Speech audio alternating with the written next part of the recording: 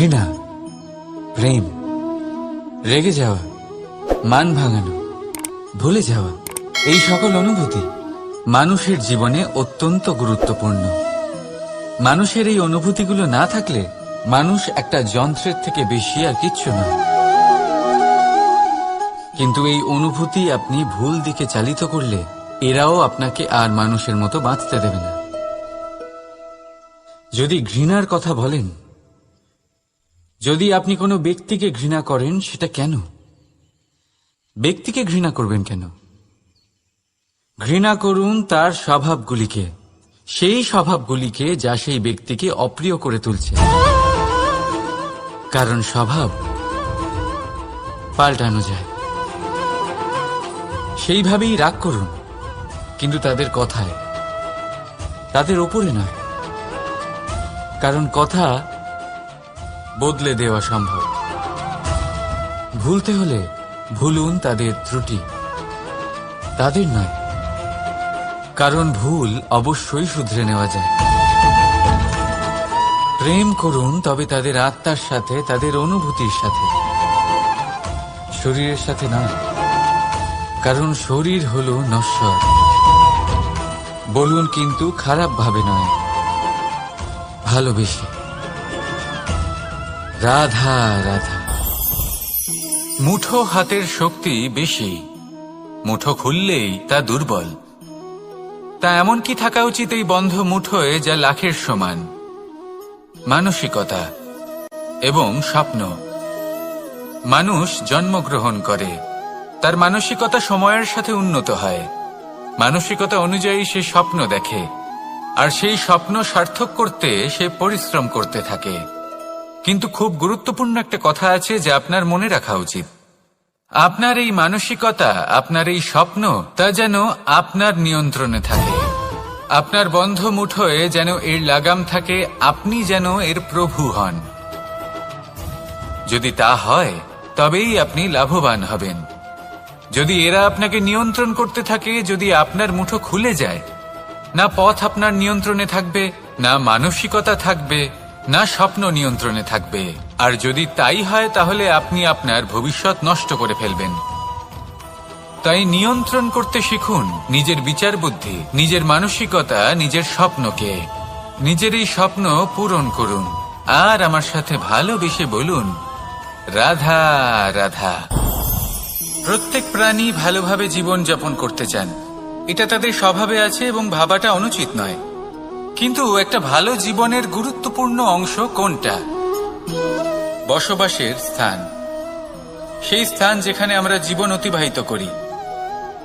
এবার মানুষ ভাবতে পারেন যে একটা ভালো বাসস্থানের অর্থ কি? সেই স্থান যেখানে সহজে জল পাওয়া যায়, যেখানে শুদ্ধ বায়ু পাওয়া যায়, যেখানে আনাজ উৎপন্ন হয়। এটা জীবনযাপনের জন্য পর্যাপ্ত বটে, কিন্তু ভালো জীবনযাপনের জন্য আরো একটা কথা আপনাকে বুঝতে হবে। সাধু, জ্ঞানী, পণ্ডিত ব্যক্তি, এই সকল মহাপুরুষ, এনাদের যে বাসস্থান তা অত্যন্ত বিশেষ হয়। এখানে এক ধরনের বিশেষ ইতিবাচক শক্তি থাকে। এমন একটা স্থান যেখানে দেবতারাও বিচরণ করেন। জীবন আমরা সবাই যাপন করি, কিন্তু জীবনের উদ্দেশ্য শুধুমাত্র জীবন যাপন করা নয়।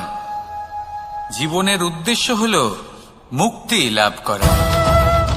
আর এই সকল সাধু, জ্ঞানী, পণ্ডিত ব্যক্তি, এই সকল মহাপুরুষ আপনাকে মুক্তির পথে নিয়ে যেতে পারেন। কারণ এরা হলেন সেই মহাপুরুষ যারা নিজেদের অন্তরের বিকার, অহংকার, ক্রোধ, বিদ্বেষ, এই সকল দোষগুলিকে ত্যাগ করেছেন, এদের উপর বিজয় লাভ করেছেন। এমনই একজন ব্যক্তি আপনাকে মুক্তির পথে নিয়ে যেতে পারে। প্রয়োজন হলো শুধুই এনাদের চিনতে পারা, এদের কথা বুঝতে পারা এবং এদের দেখানো পথে চলা। যদি আপনি এটা করতে পারেন তাহলে এই মন প্রফুল্ল হয়ে বলবে, রাধা রাধা। বিগত দিনের কিছু কথা মনে পড়ে গেল। এক অদ্ভুত ঘটনা যা অমূল্য শিক্ষা দিয়ে যেতে পারে। বিষয় হলো যক্ষের সাথে যুধিষ্ঠিরের কথোপকথন। একবার যক্ষ যুধিষ্ঠিরকে জিজ্ঞেস করলেন, ওনাকে বললেন যে আমার কিছু প্রশ্নের উত্তর যদি আপনি দিতে পারেন তাহলে আমি আপনার বাকি ভ্রাতাগণকে আবার জীবিত করে তুলব। সেগুলোর মধ্যে খুব গুরুত্বপূর্ণ আর কঠিন একটা প্রশ্ন ছিল, এই সংসারে সব থেকে শ্রেষ্ঠ আশ্চর্য কোনটি? এই প্রশ্ন আমি আপনাকে জিজ্ঞেস করছি। এবার কেউ বলবেন স্বর্ণ দ্বারা নির্মিত লঙ্কা, এটি হলো সংসারের সব থেকে বড় আশ্চর্য। কেউ বলবেন বরফে ঢাকা সেই পর্বত যা আকাশ স্পর্শ করে। কেউ বলবেন সেই সমুদ্র যার গভীরতা মাপা অসম্ভব ব্যাপার। কেউ বলবেন সেই বায়ু যা আমরা দেখতে পাই না, কিন্তু তা আমাদের জীবন দান করে। সংসারের সব থেকে বড় আশ্চর্য কি, সেই প্রশ্নের উত্তর যুধিষ্ঠির দিয়েছিলেন, আর তা ছিল শ্রেষ্ঠ উত্তর এবং উচিত। উনি বলেছিলেন যে সংসারে প্রতিদিন কোনো ব্যক্তি জন্ম লাভ করেন আর কোনো ব্যক্তি মৃত্যুও লাভ করেন। এবার এই কথাটা সবাই জানেন, সবাই বোঝেন যে যখন জন্মেছি তখন কোনো একদিন আমিও অবশ্যই মৃত্যু লাভ করব। এবার যখন এই কথা প্রত্যেকটা মানুষ জানেন, তখন কেন প্রত্যেক মানুষ এই চিন্তায় থাকেন, এই নিয়ে কষ্ট পান, এই নিয়ে ব্যাকুল হয়ে থাকেন যে উনি একদিন মৃত্যু লাভ করবেন, তার থেকে দূরে পালাতে চেষ্টা করেন? বলেন যে আমি মৃত্যু লাভ করতে চাই না। কেন? যেখানে কোনো না কোনো দিন এটা অবশ্যই হবে। এ হলো ব্রহ্ম সত্য। এই যে ব্যাকুলতা, এই ভয়, এই যন্ত্রণা, এই চিন্তা তার মনকে বাঁচতেই দেয় না, এই জীবন অনুভবই করতে দেয় না। সেই জন্য এই চিন্তা, ব্যাকুলতা, ভয় এসবের কি লাভ? কোনো লাভ নেই। সেই জন্য যতক্ষণ জীবনযাপন করছেন প্রত্যেক মুহূর্ত যেন শ্রেষ্ঠ হয়, আনন্দময় হয়, প্রেমের দ্বারা পরিপূর্ণ হয়, সেই চেষ্টা করুন। চেষ্টা করুন যাতে আপনি যে কাজ করছেন তার দ্বারা যেন অন্যের মঙ্গল হয়। এই প্রচেষ্টাই আপনার জীবনকে প্রসন্নতা আর প্রেম দ্বারা ভরিয়ে তুলবে। এই মন সুপ্রসন্ন হয়ে বলবে, রাধা রাধা। এই পুকুর দেখছেন আপনি? বাচ্চা, বৃদ্ধ, যুবক, যাকেই আমি জিজ্ঞেস করব এটা কি, সবার উত্তর সেই একই হবে। উত্তর তখনই বদলাবে যখন প্রশ্ন এটা হবে যে আপনি এই পুকুরে কি করতে চান। কেউ বলবে আমি এমনি এর পাড়ে বসে এই জল স্পর্শ করে ঠান্ডা হাওয়ার আনন্দ অনুভব করতে চাই। কেউ বলবে আমি এই পুকুরে সাঁতার কাটতে চাই। কেউ বলবে কাগজের নৌকা বানিয়ে আমি এতে ভাসিয়ে দিতে চাই। কেউ বলবে আমি মাছ ধরে নিজের জীবন যাপন করতে চাই, ইত্যাদি ইত্যাদি। আপনাকে একটা কথা বলে রাখি, আমাদের জীবনও এই পুকুরেরই মতন, একই রকম। কিন্তু আমরা এই জীবন নিয়ে কি করব সেই সিদ্ধান্ত আমাদের। এই পুকুরে আপনি মুক্তও পাবেন, আবার পাঁকও পাবেন।